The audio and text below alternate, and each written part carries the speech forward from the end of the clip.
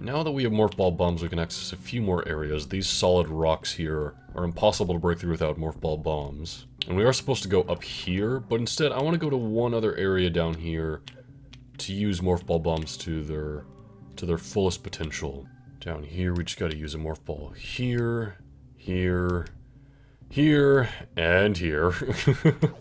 And now we can access this power-up room, which gets us yet another missile expansion. Again, I'm not going for 100%, I don't plan on getting nearly all the missile expansions, but if I remember ones in a particular area and it doesn't take too long to get to, then sure, missiles are very useful after all. On one hand, dying would be very detrimental to our time, but on the other hand, there is a new death animation in this game that wasn't in the previous ones that might be worth showing off. We'll see. Out of the way, out of the way, out of the way, out of the way, ow, out of the way, out of the way, out of the way, ow, out of the way, out of the way, out of the way. Hey, an energy tank. It's so strange how this energy tank is just kind of handed to you. It seems like in the original two games, they kind of were a bit more, well, I guess, sparing with those. Have a missile.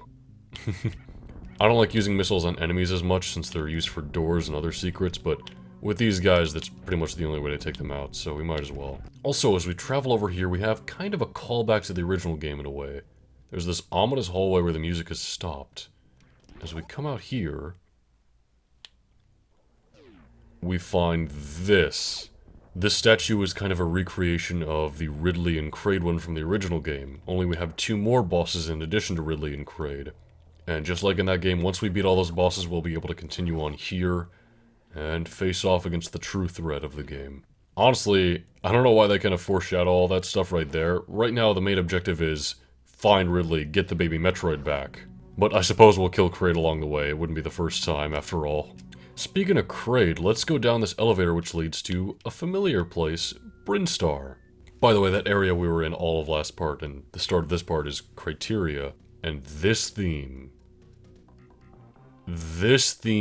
is fantastic. The instrumentation is just so fantastic. It really uses the Super Nintendo's soundboard really well. That was a lot of really, but bear with me, it's really good. I'd say one of the better tracks overall in the game, but not my absolute favorite. We'll get to my favorite as we get there. But first, let's go ahead and collect the map data. This is another thing I suppose we don't need to do to be time efficient, but I might as well.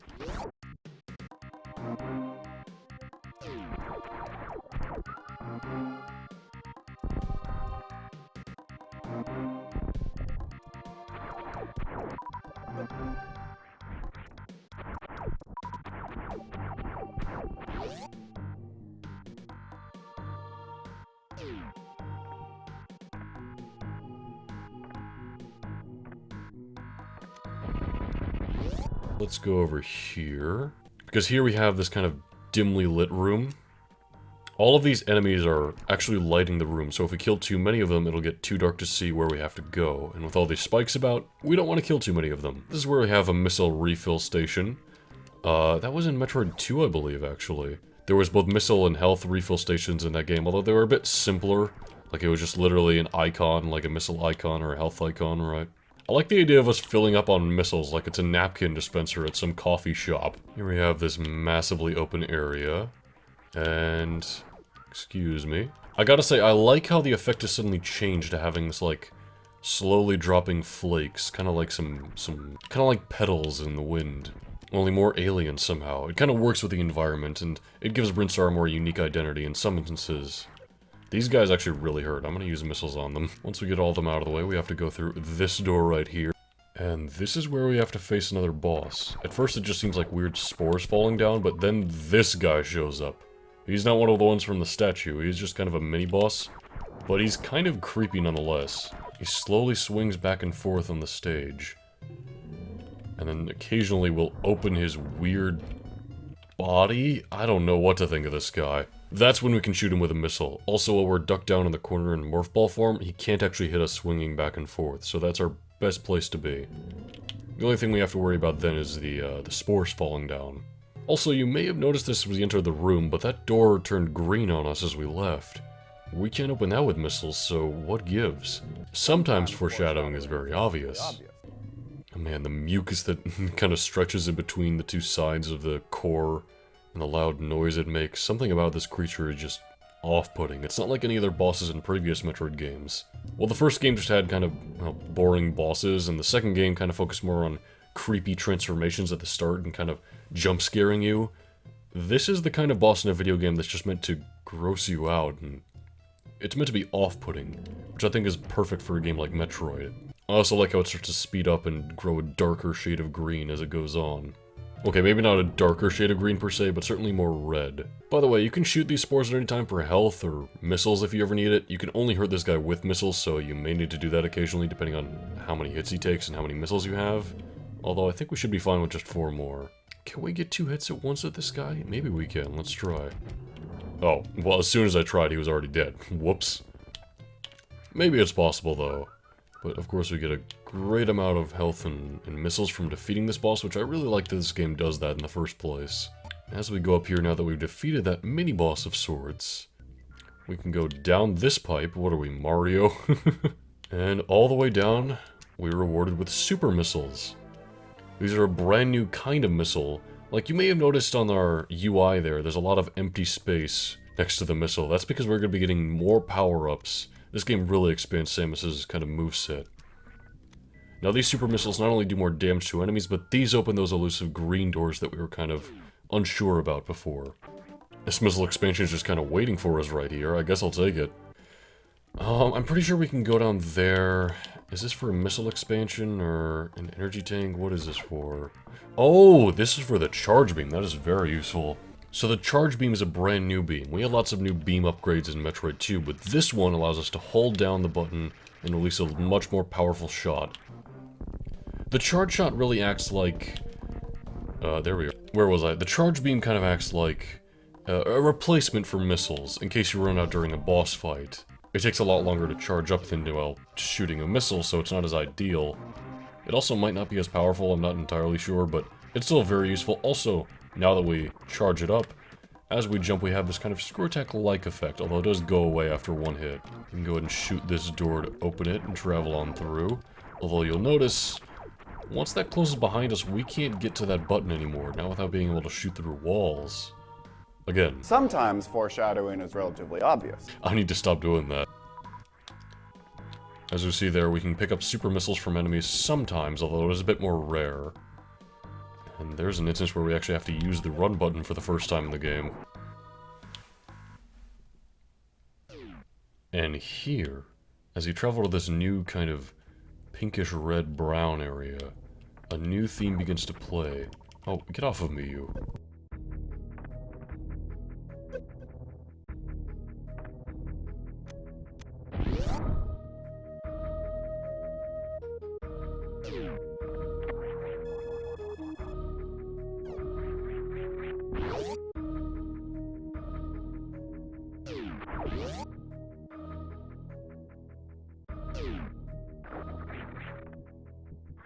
I gotta say, this might be my second favorite track in the game. My first favorite will come up much later, but this one is still really good. It uses so much atmosphere I really enjoy. And I gotta say, the vocals do a really good job too. And oh, these notes here. It's just beautiful. Strangely beautiful, honestly. By the way, you might not know how I did that. We'll get to that later. Sometimes foreshadowing is relatively obvious. I don't think we're supposed to be up here yet. But going on up here, we can go through this super missile door, and this gets us another beam power-up, I believe, which is the Spazer, returning from Metroid 2. Just like Metroid 2, it gives us that kind of 3-way burst attack that now actually works with the charge shot. This is one of my favorite changes to Super Metroid. You'll notice we can hit the right bumper on the pause menu here to see Samus, and on our beam selection here, we can choose to have some on and off. Like, it's entirely up to us if we just want to have just the Spazer, just the charge, or both. Because beam power-ups now stack, so we can have a kind of charged Spazer attack. And the more beams we get in the game, the more powerful our standard shot will become. That was honestly one of the biggest problems with beam power-ups in the original 2 games, because you could only have one at a time. It kind of made it feel like you weren't really getting a power-up as much as you were changing up your playstyle a bit. Strangely enough, you might have noticed, those 3 squares we went to were in an area called Meridia, not part of Brinstar. We also now need to travel to Norfair, another familiar area from the original game. Norfair here has a very menacing kind of aesthetic and theme to it. Oh, we gotta run through here, don't we? Hold on, let's pick up some speed, Samus. We can do this. Go, go, go, go, go, go, go, go, go. Oh, okay, we made it. Oh. Welp. So much for that. At any point, we can just bomb down here and go back, so it's not like we're trapped behind that door, luckily. You'll notice this game uses a lot of... Ow, there's fire. It hurts. Why did I keep my Varia suit from the last game? Like I was saying, you'll notice this game uses a lot of kind of vocals in their tracks, which I really like. I mean, what can I say? It just works really well with the franchise overall. And hey, another energy tank. That's always good. Although, as you can see, we can't go back until we kill all the enemies here, so let's carry on, I guess. There's a missile expansion up there. Hey, you! Get back here. I suppose we can go this way as well. And in here, we have this power-up, which is the high jump boots returning from both the previous entries. And it's a good thing it's the high jump boots too, because otherwise we couldn't get back to where we came from without some tricky maneuvering, like how I got this phaser before. That's also how we're able to properly maneuver throughout this room here and get this new missile expansion. You know, I never pointed this out on the map, but those little dots, that means there's some sort of item in that room. So it could be a missile expansion, could be an energy tank, could be anything. And that does make 100% completing this game a lot easier than previous entries. After all, you just gotta keep an eye on your map, but again, that does very heavily detriment your time and kind of takes away from just going about it at your own pace, you know? We're just kinda going room to room here in Norfair. We got a save room leading to another place here. Running along. Ow, these guys are gonna hurt me. And as you can see from using the bomb here, we can't quite get through there without some sort of arrow power-up. But we do have to go back to Brinstar, the only difference now being we have the high jump boots. And hey, that makes backtracking a lot easier, luckily. Because that's all we can really do in Norfair right now. Most of the areas are locked behind lava, a wall, or both. Also, as we can see from our map, there's clearly something over here, so if we try to bomb, we can see that we can actually get through here using super missiles. Well, we might as well see what it's all about. And yeah, as you can kind of tell, we need the high jump boots to get here. But as you can see from the map, we're about to have a boss fight. On one hand, I like that those are marked, so it becomes a bit more clear where you have to go and win. On the other hand, I kind of like the suspense of a boss being around any corner, which later Metroid games would absolutely have a field day with. There's a door here that's locked, although I don't think that's what we have to do. I'm pretty sure there's some other method to getting by. Wow, those bombs really worked well with the music. That was complete accident. I'm wasting precious time trying to figure out where I gotta go. Or trying to remember where I gotta go, because I've done this before. Do we need to go in this room? I keep going back and forth on whether we do. Maybe there's another hidden exit, like, where that crack is, I guess?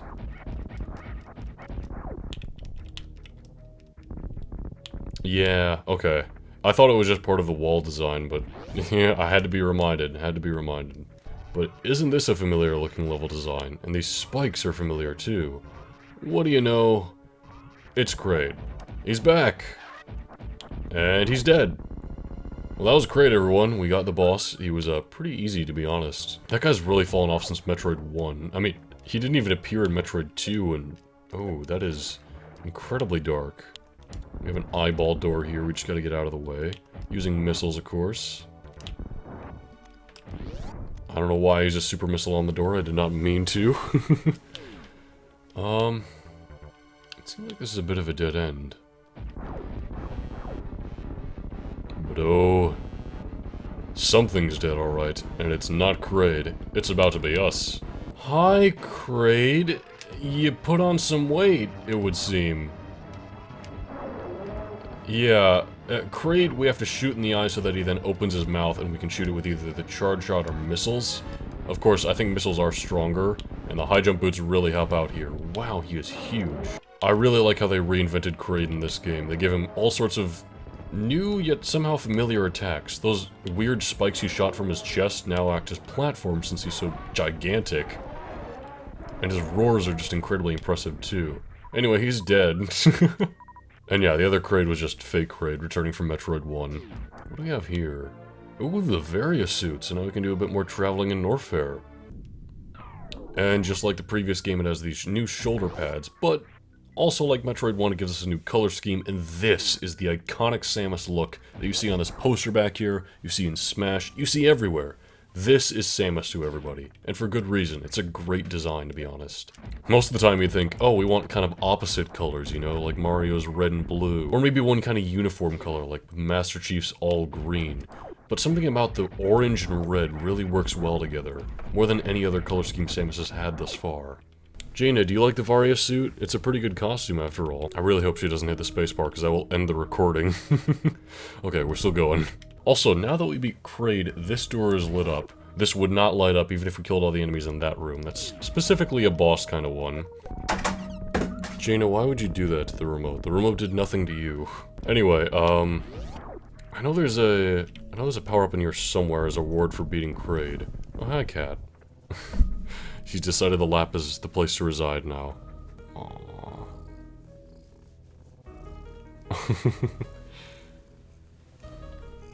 No, don't buy that. Where is that power-up? We can clearly see the power-up on the map.